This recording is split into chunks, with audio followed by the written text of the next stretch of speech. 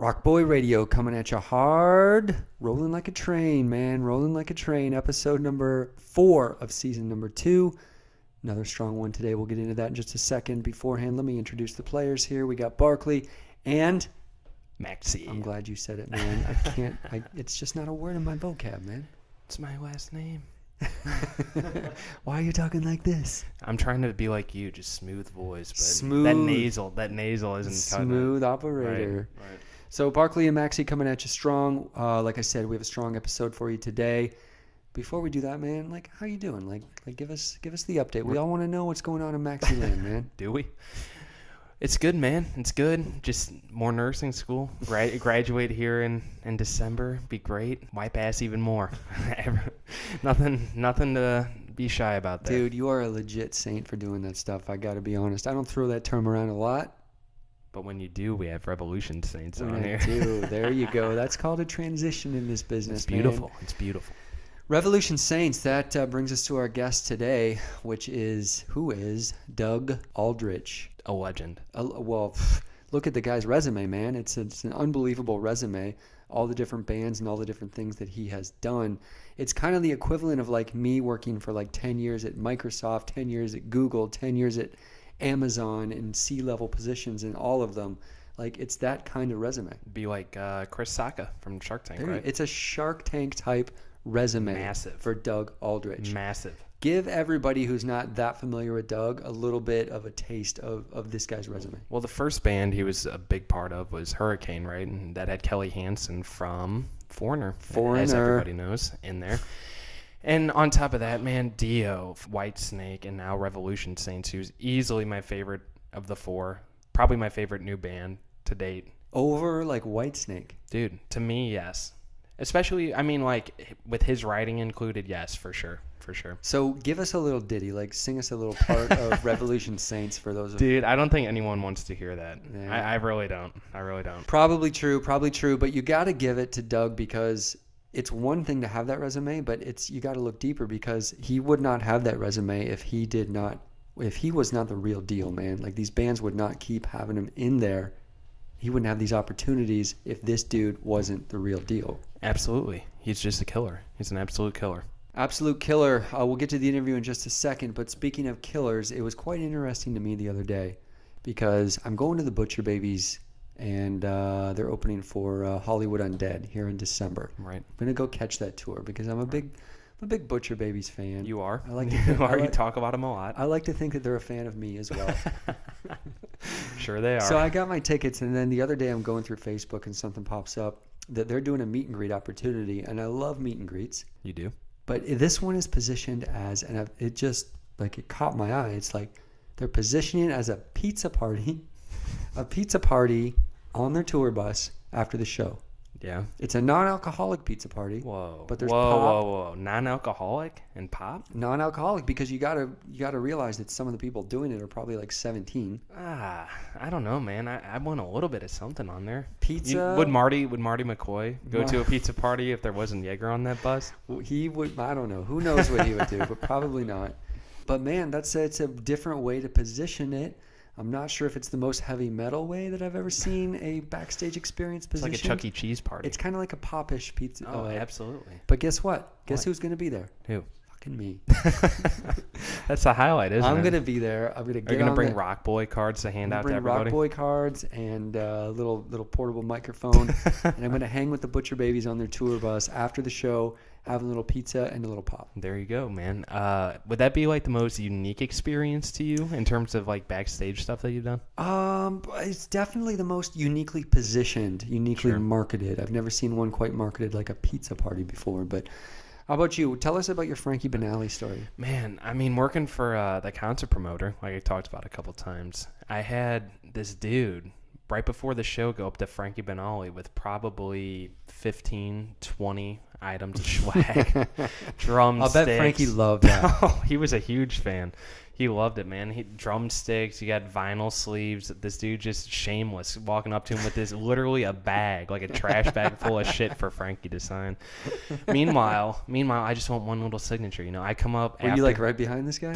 Pretty much, honestly. I was kind of stalking in the background, but I finally like get up there with my one little piece of loose leaf, you know, picture for him to sign. Can you sign my loose leaf? Yeah, I mean, it was like a little picture I printed. It was nice paper and stuff, but like I walked up to me, he's like, "No, kid. It's too close to showtime. Sorry, man." The dude with the 20 pieces of memorabilia. Absolutely. Every single one got signed. Totally cockblocked you on the autograph. Yeah, absolutely. But, you know, dude, like, it's cool. I understand. He doesn't want to be doing that shit. But Chuck Wright, bassist, he signed some shit for me right after. But, you know, man, things like that, you just kind of cringe at, you know, especially in this business. I think Frankie just doesn't like you.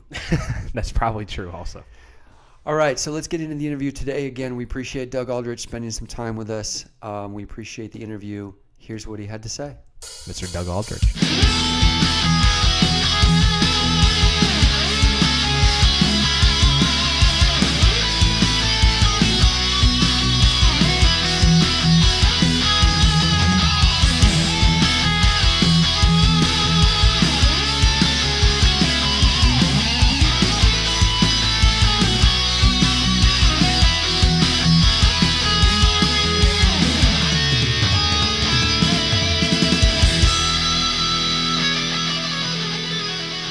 Maxey from RockBoy Radio, and we'd like to welcome to the show today some rock royalty. From Lion, House of Lords, Hurricane, Dio, Whitesnake, Dead Daisies, and even a track on a Lady Gaga album. But most relevant to this interview, Revolution Saints, please welcome Mr. Doug Aldrich. Hey, Andrew. How are you, brother? Thanks for having me on.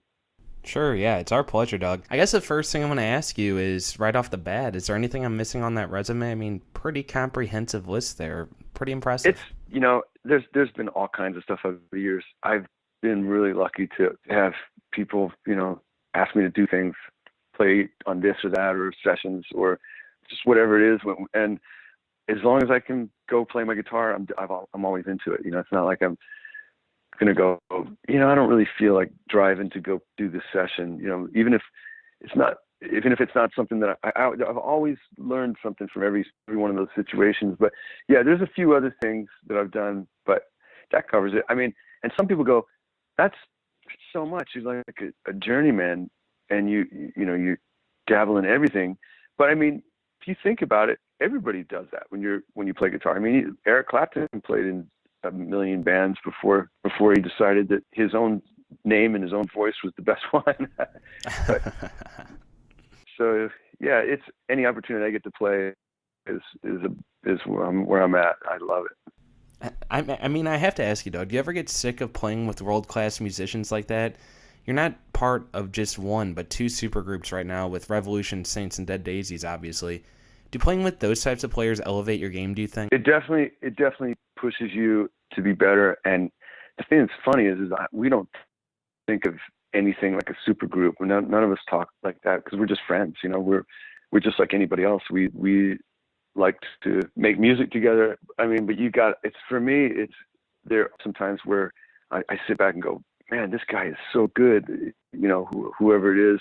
And then I remember, well, he's the lead singer of Night Ranger. He was in Journey for the past 20 years. So, I mean, of course he's good. You forget about that stuff when you're working together with people that you know.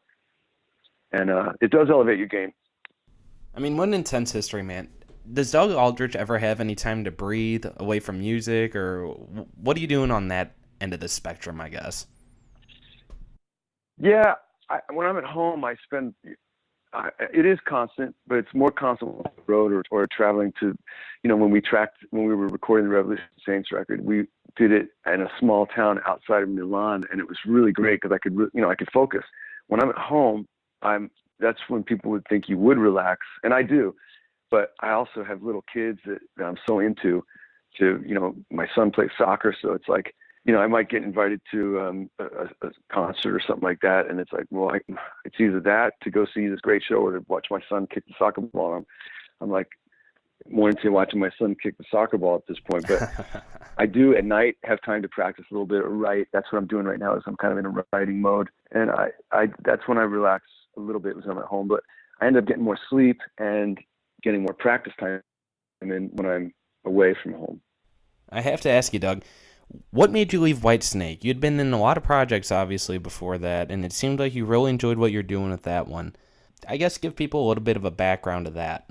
Well, originally the short story is that once I joined Dio, I was gone for a whole year making a record and touring everywhere. And then I was home for Christmas. Literally, I was home for like 10 days at Christmas, and then started with Whitesnake in rehearsal for what was to be a 2-month tour. And that turned into almost 12 years working with Whitesnake.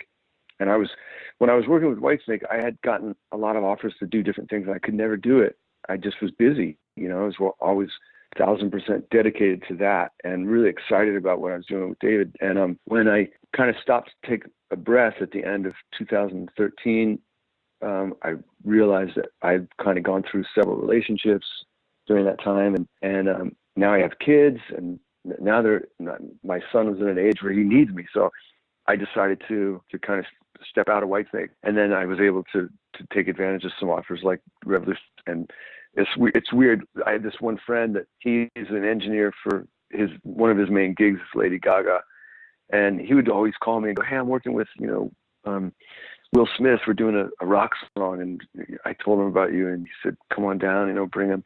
And I could never do it. But this one day he called me and said, "I'm doing a session tomorrow. Do you want to come in and play guitar?" And I said, "What is it?" He goes, "It's for Gaga." I go, "That's cool, man. I'd love to do that." So I went in and did that, and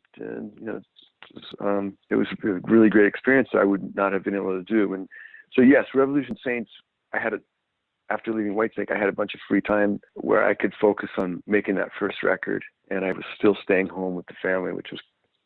I mean, that kind of had to be a rush for you. That's one of the most popular artists in the world. What was recording like with her? Was it kind of a similar studio experience to some of these other bands you worked with, or was it its own unique thing there? That's funny you ask, because that was a crazy day that I said, "What should I bring?" And my friend said, "Just bring a couple of Marshalls and a Strat and a Les Paul." So I brought a gold top, and I brought I forget which Strat I brought, probably a single coil. I have a 69 Strat that I might have probably brought. And I was in there, we did the rhythm tracks, then we were kind of messing around with solos, and then she walked in and she was all dressed up, and she was gonna put a vocal on this thing and then do a presentation for the record company, because she really wanted to put a little edge on the record. So she was like, "Well, let me hear some solos." And I started, playing. She goes, "But don't stop, play." So she wanted me to solo through the entire thing, which I did. She's like, "Come on, wail out, wail out." And in the end, none of that stuff was used. They used a little, pinch harmonic or something, but she liked it. And then she ended up singing the song right there in the control room. And then I actually sang backgrounds on it, on the original recording. I don't know what made it to the record, but she was super cool, and she had a great voice, and she was very intrigued by the Marshalls, the glowing. I had the back ends off of them, and the tubes were all lit up. She's like, "Hey, is it cool if I tweet a picture of that?" And I was like, "Yeah, sure." That's awesome, man. And to be honest with you, I mean, we don't really get people on the show like that have played with the world's biggest pop stars. But to be honest, I was fanboying a little on this interview anyway. Cool. I mean, ever since I heard that first riff on Back on My Trail, I'd consider myself a huge Revolution Saints fan. How did that initial album come to be? And also, did you ever think you'd do a follow-up?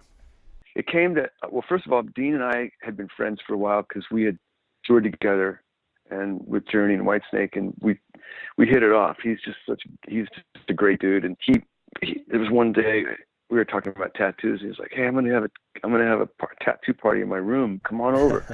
And I went over and got a tattoo, and some other guys. And Deen was he's just a great dude. And so we hit it off.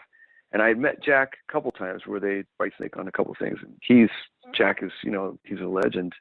And Deen had been on live DVD singing the lead vocal for a Journey song, Mother Father. Sure. And record company people saw it and they said, "This guy's amazing. Let's do a solo record with him." So they got Alessandro Del Vecchio to write a bunch of music and find some songs that were going to be good for Deen, that were kind of in the Journey mold. And then they said, "Deen, who do you want to play it?" And he asked me and Jack. And then they said, well, let's just make it a band then. And he was like, okay. So we took those songs, those original songs, and we kind of souped them up to how we thought they should be. And then that was how the first record came together, because it was Deen's voice that was, you know, that they were wanting to feature.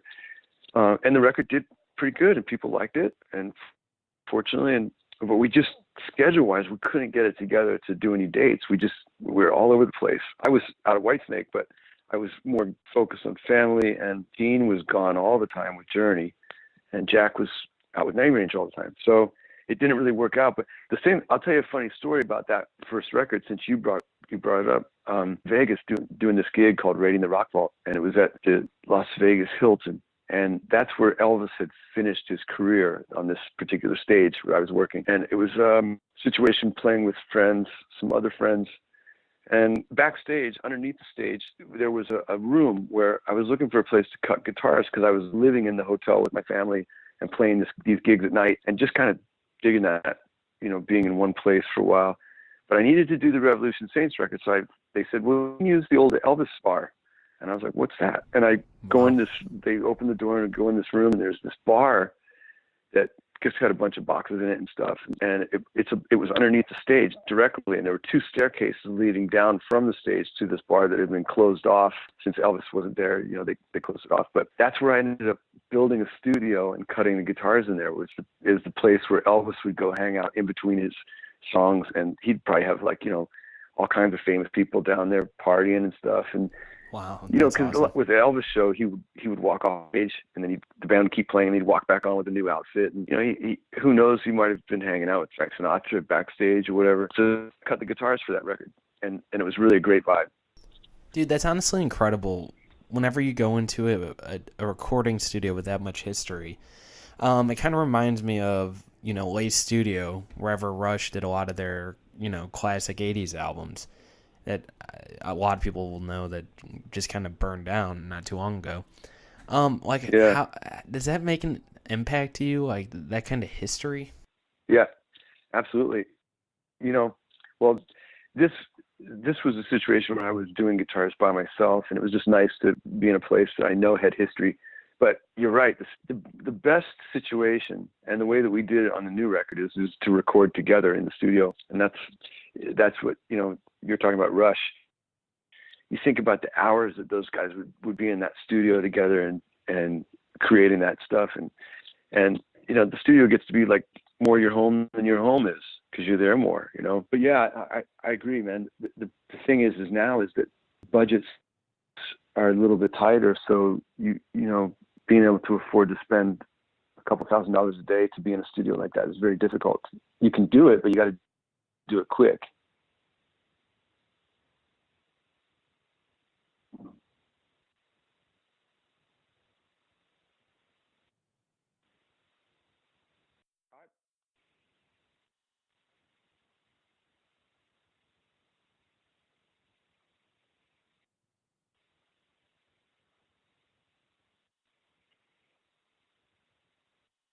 It definitely did in the beginning. It was leaning a lot on the Journey sound, and then the producer asked. He said, "I want you to kind of do what you did with Whitesnake on this." So I just made some adjustments to the original songs and kind of tweaked the parts a little bit. It was definitely a kind of leaning towards Journey, and Deen's voice has a lot to do with that too, because he's got his natural tone is very similar to Steve Perry. So I think you're right. On this record, I think the writing took a little bit of a turn away from that on Light in the Dark. We have some stuff that's in the same zone, like the title track, Light in the Dark, has some of that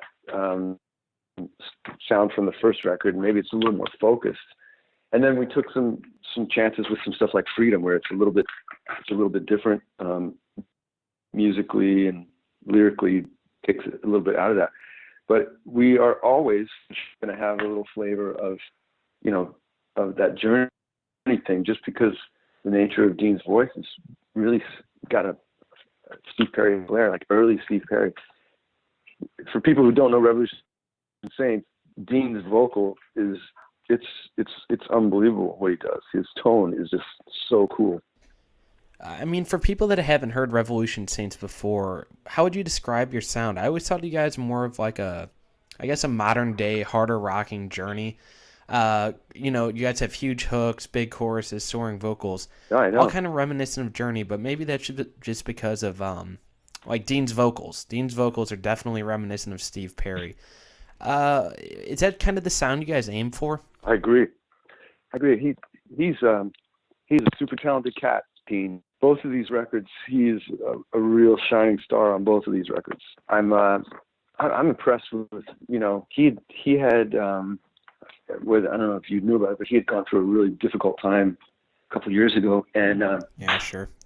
He pulled himself up and focused on what he needed to fix and how he needed to make his situation better, and he's done it all the way around, in every aspect of his life. And he's still in the same relationship with his fiancée, and they're better than ever. So we had done that first record. We never got a chance to tour on it. There wasn't really a plan to do a second record until we started to, till Deen was like, hey, if you hear of anything that might, you might want to do together, I'd love to do it. And somehow the record company got wind of it and said, why don't you guys think about doing another one?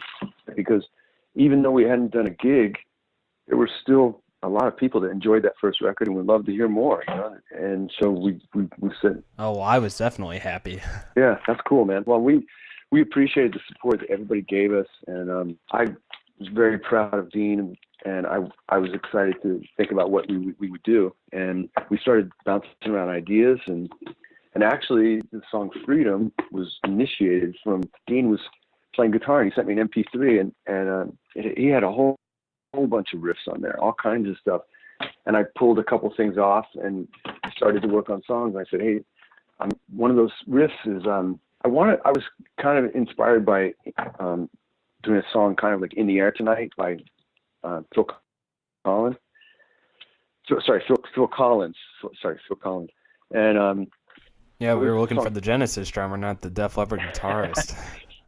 So I was kind of going for that, like a jungle beat, and with this kind of heavy keyboard thing, and then later in the song it would build into this guitar riff that I had copped off of Deen. When Deen heard it, he goes, no, we should just do that riff. I mean, Deen's like a real metalhead at heart. He doesn't sound like it, but he's played on all these metal records, and he can shred like anybody on the drums. So there's a couple things that are musically a little different. Really, the record turned out really good, and it's got a positive message that I think goes well right now. All the craziness that's going on in the world, tragedies and disasters.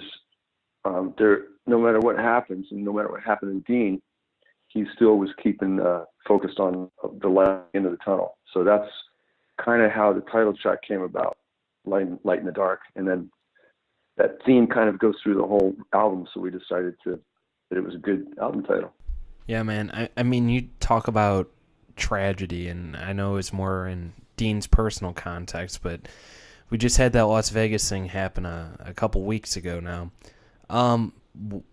Does something like that like deter you from playing festivals like that, or how does that affect you? The festivals normally are not in a situation like that one in Vegas. It's just unfortunate because it was surrounded by hotels, and who would, I don't know, I'm a little too trusting. I never thought anything like this could ever happen. Naive that way. But since we've had a lot of problems with terrorism, the security at festivals has been really, really tight. And even, for example, like when you're playing a festival in Europe and you've got multiple stages, so you've got like Aerosmith on this stage and you've got Megadeth on that stage and Whitesnake or whoever, you can't go from stage to stage without the proper credentials. They won't even, even if you're backstage, you can't get on stage. So it's security is beefed up a lot. But that Vegas thing was just a crazy, something that was designed in this guy's head, I guess. I don't know. It was just horrible. Right, and right. I think you're going to see some changes in Vegas now, not only just for music, but more importantly for casinos, because it's too much of an easy target, and people just walk in and out, from the street. So it's going to definitely make some changes. But to answer your question, I don't really think about. I don't want to change my life I don't want to be in fear all the time. I feel like we all got to keep going, and not only just about terrorism and all that kind of stuff. People need to see live music. It makes people feel good and makes me feel good. I want to play and I want to go see it, and I'm going to. And if something happens to me, unfortunately, that would just be that would be unfortunate. But I'm not going to change my life. And the other thing I want to mention is for the younger bands that are out there that are working hard. The music business has changed a lot, but you can still do it. And I say go for it. There's a lot of new bands that are younger kids that are doing things. I think it's awesome. Bands like Greta. I'm spacing on the name, but oh yeah, sure. Greta Van Fleet. Greta Van Fleet. That's really cool. There's a band called Mount Holly with Nick Perry on guitar. That's great. Jared James Nichols is an amazing blues guitar player. And there's all kinds of stuff going on. I'm really happy that kids are getting into that stuff again, because you got so many distractions now with technology and whatever. I'm glad these guys are getting back to the music and making some stuff that is really cool. Yeah, I guess kind of getting back to the Revolution Saints thing. I've had a chance to listen to the new album, Light in the Dark, a couple times. To me, it's faster, it's heavier, and it definitely has a lot more Deen on vocals. I know questions like this are always kind of tough with your own work, but from a musical standpoint here at RockBoy, we like to ask the hard questions and put you on the spot. If you had to choose your top 3 songs from Light in the Dark, what would they be?